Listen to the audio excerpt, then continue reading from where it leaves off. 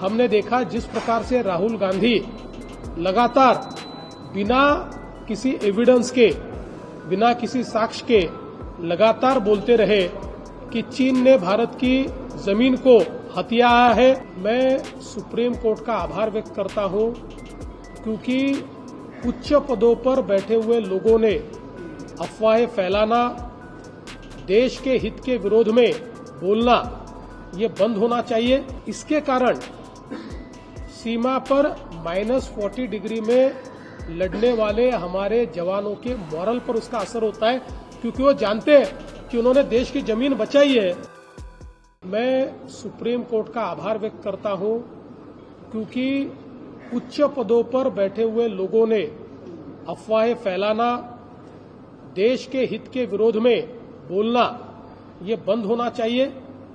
और हमने देखा जिस प्रकार से राहुल गांधी लगातार बिना किसी एविडेंस के, बिना किसी साक्ष्य के लगातार बोलते रहे कि चीन ने भारत की जमीन को हथिया है।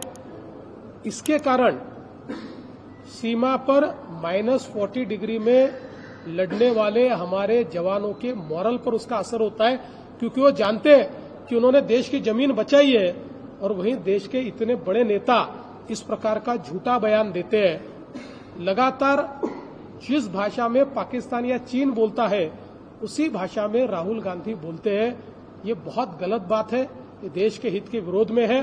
एक बहुत बड़ी पार्टी के वो नेता है, इसके कारण दुनिया में भी हमारे देश की बदनामी होती है।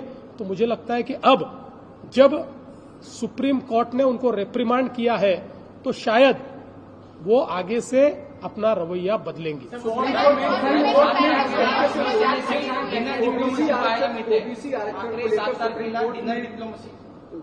सुप्रीम कोर्ट में आज 2 मसलों के ऊपर लोग गए थे। इसमें एक मसला ये था कि ओबीसी का जो आरक्षण है तो वो रहेगा कि नहीं, एक प्रकार से उसके खिलाफ ही ये लोग गए थे। और दूसरा, 2022 के अनुसार आप चुनाव कीजिए, यानी बिना आरक्षण के। और 2022 में जो यहाँ की सरकार थी उस समय की महाविकास आघाड़ी की, उन्होंने जो रचना की थी उस रचना के अनुसार आप कीजिए। ऐसी 2 मांगे उनकी थी। उन मांगों को सुप्रीम कोर्ट ने खारिज किया है। इसलिए ओबीसी रिजर्वेशन के साथ ही चुनाव होगा। और चूंकि 2022 का कानून नई सरकार ने निरस्त किया था, इसलिए नए कानून जो 2017 की रचना के अनुसार है, उस हिसाब से ही ये चुनाव होगा।